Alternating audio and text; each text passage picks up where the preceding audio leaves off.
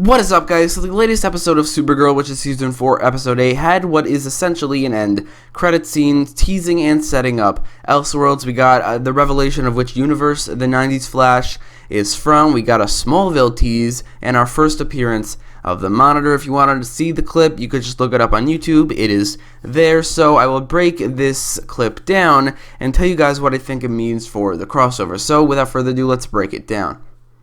So right from the beginning, this clip confirms that this universe, the universe that the Flash from 1990 is from, is Earth-90. The reason they called it Earth-90 is most likely because the show actually came out in 1990, similar to how they called Earth-38 Earth-38, because 1938 was the year that Superman debuted. Here you have Earth-90, which is the year that the Flash, at least that TV show, debuted. So the problem with the fact that it's called Earth-90 is that back in Crisis on Earth X, and I thought this was pretty stupid that they did this, Harry and Kara were discussing the fact that there are 52 universes, or there are 53 if you add Earth X, and now this clip shows that there are 90. The reason I thought that was pretty stupid is because how could there really be only 52 universes? That just doesn't make any sense. Going off the multiverse theory, there should be an infinite amount of universes, not just 52, and I thought it was discussed and maybe concluded that what they meant is known universes. There are only 52 plus Earth X known universes that they have examined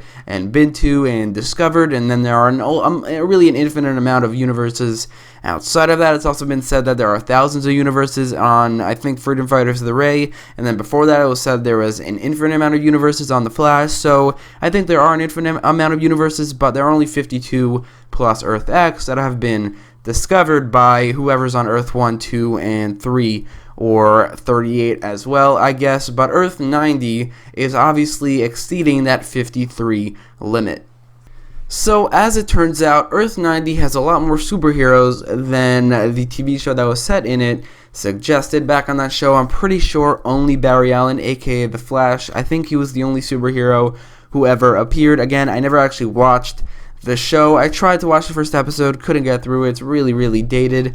But anyway, I'm pretty sure no other superhero appeared in that TV show, but here Earth-90 has a lot of superheroes, and they all are dead. Also, a lot of them are really random superheroes that have or have not appeared in the Arrowverse before. So going over who they are, first of all, you have obviously Stargirl, which is weird because in Earth 1, Stargirl is from 1940, and that doesn't really make any sense how in a different universe she's in a completely different time and place, but I do think it's possible that she's a descendant of that Stargirl, or in this universe something huge changed that for some reason she's 70 years later in the timeline. Then you also have, I'm pretty sure, the Huntress. It's not really clear, but again, the Huntress is random because on Arrow or the Arrowverse, she's never appeared since I think Arrow season 2, and she wasn't a superhero either, so pretty random. Then you have Firestorm, who again is weird here because even though he is wearing the Jefferson Jackson costume, he is not black like Jefferson Jackson is, so it's a different character, which that's really the only way I could tell it's a different character. Then you have this guy who I can't really tell who it is. He's wearing some sort of white helmet or white mask. If you know who it is, let me know in the comments down below. I can't tell. Maybe it's a new character. I don't know. Then you also have this character who I also can't tell who this is either. The fact that he has a bowl cut makes me think that it's possible that it's actually Guy Gardner, aka Green Lantern, but then again, that would be a huge addition to the Arrowverse, so maybe not, I don't know. But then again, this crossover is mentioning Batman, and it is debuting Batwoman, so Guy Gardner is not off the table. It's basically just because the bowl cut. Again, if you know who this guy is, if he is an Arrowverse superhero, let me know in the comments. Then you have Jesse Quick, who some people are saying that it's possible it's the same Jesse Quick from Earth 2, which is possible because she has the ability to run between universes, but it's also not likely because she's dead here, and I don't think they would kill off such a major character. Then you have Hawkman's helmet, as well as Hawkman himself, and Hawkgirl's helmet, although she does not appear. Those two characters are not from Earth 1, but if they are, I don't think they would not kill them off. Nobody really cares about them. But then you have the Ray's helmet, although you don't actually see the Ray. You also see Mr. Terrific's shoulder right between Hawkman, and then you have Captain Cold or Citizen Cold, but Mr. Terrific, back to him, you see his shoulder. It's not exactly clear it is him, but I think it most likely is, going off the fact that I'm pretty sure that's what his costume looks like around there. Then you have the Green Arrow, who is actually wearing a Smallville costume, and then you have the 90s Flash. So getting back to Green Arrow for a second.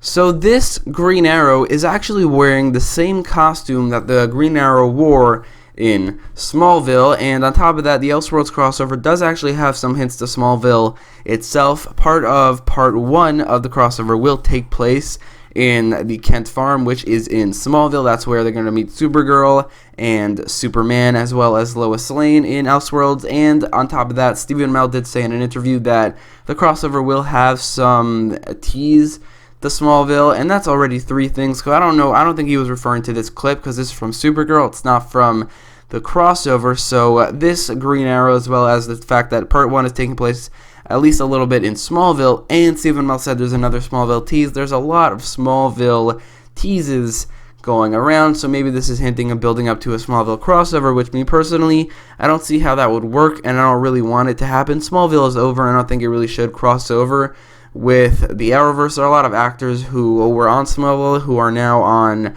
one of these shows, and that really wouldn't make any sense continuity-wise, so I don't really want it to happen, but if it does, it could be interesting. But I'm just pointing out the fact that there are a lot of Smallville teases going around this crossover.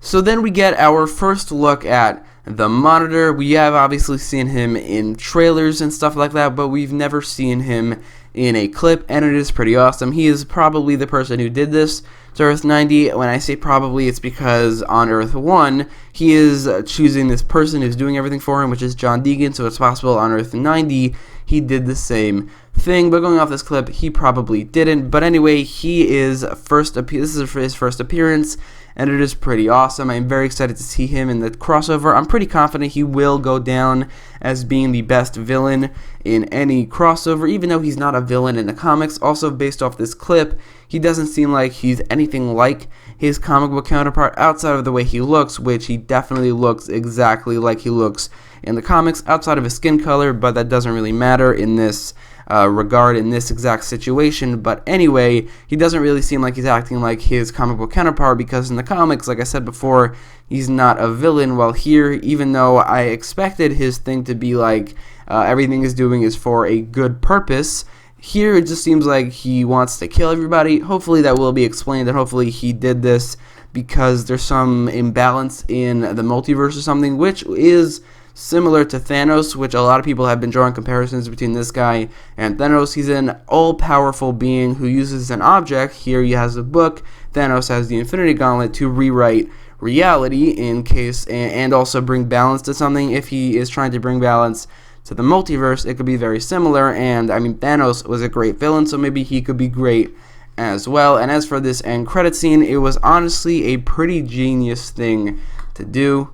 The reason I say this was a pretty genius thing to add to the end of the episode is because end credit scenes in general, especially ones teasing big events, usually are very exciting. Look at what the MCU has done with them. Obviously, they perfected them. And now Arrowverse, if they continue to do this, I think this is a good idea every crossover to have the episode before that, have this end credit scene teasing it. I'm hopeful that Arrow this week also has an end credit scene teasing something in the Elseworlds crossover. Also, the Flash this episode could have something in the Elseworlds crossover. Legend of Tomorrow, obviously, that wouldn't make any sense, but Arrow and the Flash definitely should. Also, I think that this clip right here probably would not have fit into the actual crossover. Like, the crossover will begin with Oliver waking up in Barry's life and vice versa, so right before that they will put this clip. It wouldn't really work unless they use it as a flashback, which could be a little distracting for the episode. So I think the best way to do it really is add it to a different episode as an end credit scene, teasing and setting up the crossover. And this was easily the best part of the episode, even though it's not saying much. It was still a great addition and a great part to this episode, and I love that they actually did this, and I'm really hopeful that they do the same thing with Arrow and the Flash.